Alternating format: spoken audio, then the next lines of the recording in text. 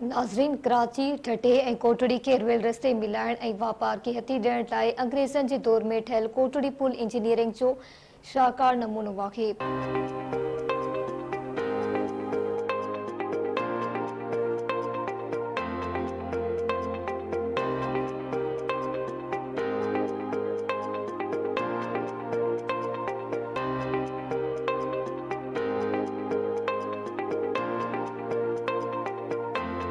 सिंधु दरिया जे मथां अॾियल हिकु सदी खां वधीक अरसो पुराणी पुल ॾिसण सां ख़ूबसूरत ॾेख ॾिए थी।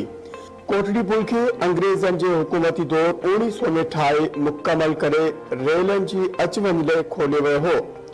1900 में हिकु रेलवे ट्रैक हूंदो हो जंहिं तां रेल गाॾियुनि जो गुज़र थींदो हो। कोटड़ी पुल जी डेघ 1948 फुट आहे जेका कोटड़ी ऐं हैदराबाद खां पाण में ॻंढे थी।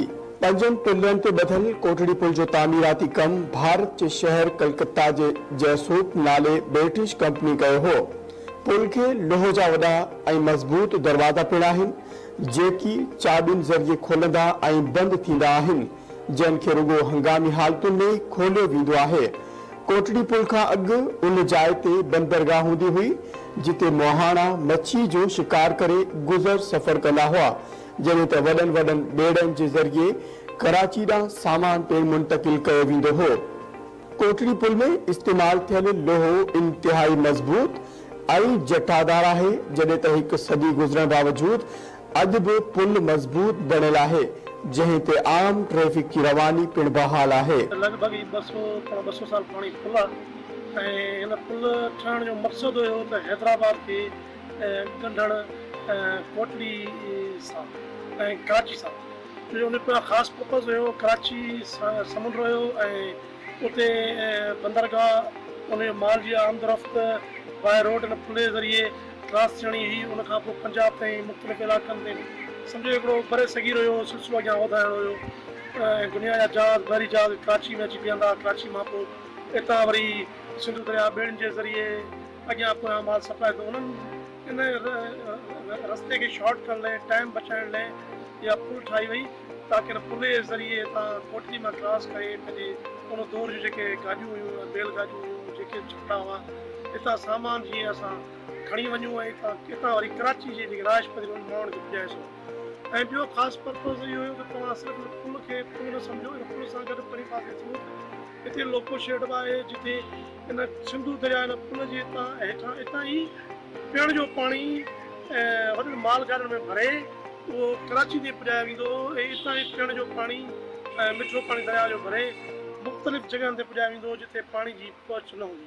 जेका पंहिंजी कोटड़ी ऐं हैदराबाद खे जेका पुल मिलाए थी, दरअसल ही बरे सगीर दौरान बरतानिया जे दौरान ही पुल ॿिनि माना सबबनि जे करे जुड़ी। इन खां पहिरियां त असां वटि जेको बि आमद रफ़्त हुई या जेके तिजारती मामला थींदा हुआ या कारोबार थींदो उहो दरिया जे ज़रिए थींदो, पर बरतानिया सरकार दौरान जॾहिं रेलवे जो निज़ाम राइज कयो वियो त रेलवे खे कनेक्ट करण जे लाइ परे पासे ॾांहुं ही पुल ठही ऐं उनजो फ़ाइदो हीउ थियो त रेलवे सां गॾु रोड जो रस्तो बि असांखे मिली वियो हिन इलाइक़े, ख़ासि तौर ते कोटड़ी या ठटे जे या ख़ुदि कराची खां वठी जेको हैदराबाद ताईं गॾियल सॼो सिलसिलो रहियो। हिन वक़्तु जेका सूरत हाल आहे पुल जी, पुल पंहिंजी जेका उमिरि आहे उहा गुज़ारे चुकी आहे, उनजी उमिरि ख़तमु थी चुकी आहे ऐं हींअर पुल जेका आहे असां ईअं सम्झो त नाकारा बि हुनखे चई सघिजे छो उमिरि हुनजी जेका हुई उहा ख़तमु थी वई आहे। हिन वक़्तु जेका ट्रैफ़िक जो गुज़र थिए थो, ख़ासि तौर ते रोड वारी ट्रैफ़िक जेका थिए गाॾियूं जेके गुज़रनि थियूं उते खॾा बि पइजी चुका आहिनि ऐं मुसीबत इहा आहे त कॾहिं कॾहिं किन किन हालतुनि में रेलवे जी पुलिस बि वेठल आहे ॿिन्ही तरफ़नि खां, पर उहा कॾहिं कॾहिं पैसा वठी ऐं ॻरे वज़न वारियूं गाॾियूं बि तव्हां गुज़ारनि था, जंहिंजे करे को हादसो बि थी सघे थो। त असीं ईअं था चऊं त हीअ पुल हिकिड़ी अहम पुल आहे जेका असांखे न रुॻो कोटड़ी खे पर ख़ुदि ठटे खे बि हैदराबाद सां मिलाए थी। उनजे करे मुतबादिल अहिड़ी असांखे पुल ॾिनी वञे, जेसीं ताईं मुतबादिल पुल जोड़ी वञे, सरकार जोड़े, तेसीं ताईं इन जी बहितर मरमत बि कई वञे। जेकॾहिं मरमत न कई वई त थी सघे थो त को कंहिं बि टाइम ते को बि हादसो बि थी सघे थो। हीअ जेका आहे पुल ठही आहे तक़रीबन 200 साल पुराणी आहे। हीअ बरतानिया जे गवर्नमेंट में ठही ऐं ईस्ट इंडिया कंपनी हिन खे ठाहियो। पहिरीं हिन जो ट्रैक ठाहियूं सिर्फ़ु ट्रेन जे लाइ ऐं आवाम खे बि फ़ाइदो हो, पर बेसिक मसइलो त ब्रिटिश गवर्नमेंट जा जेके हिते लूट मार कई हुअनि हिंदुस्तान में, हिते असांजे सिंध में, उहो माल खणी ऐं कराची पोर्ट जे ज़रिए पंहिंजे मुल्क ॾांहुं रवानो करणो। कोटड़ी वारी पुल ठही पोइ हिननि ते वज़न खणंदा हुआ, पोइ इहे ठही वियूं, पोइ हितां यको वज़न खणंदा हुआ, किटी बंदर तोणी, खारे चांद तोणी, हैदरी तोणी। इहा बर्तानिया टाइम खां ठही आहे जंहिंमें असीं बि पैदा कोन हुआसीं। उन खां पोइ पैदा चाहियूं त असांजा वॾा हिते मज़दूरी पिया कनि, ॿेड़ियूं वॾियूं पिया हलाइनि। पोइ ॿेड़ियुनि जो वापारु हूंदो, वाणिया ठीका खणंदा हुआ, वापारी ठीका खणंदा, पोइ माल हितां खणंदा बंदर तां, पोइ के किटी बंदर, कोई खारो छाण, पोइ थमुड़ तोणी माल पुॼाईंदा। हिते ॼाण असांखे आहे। उन खां पोइ हीउ दरिया 12 महीना हिकु हूंदो, सियारे बि दरिया फुल।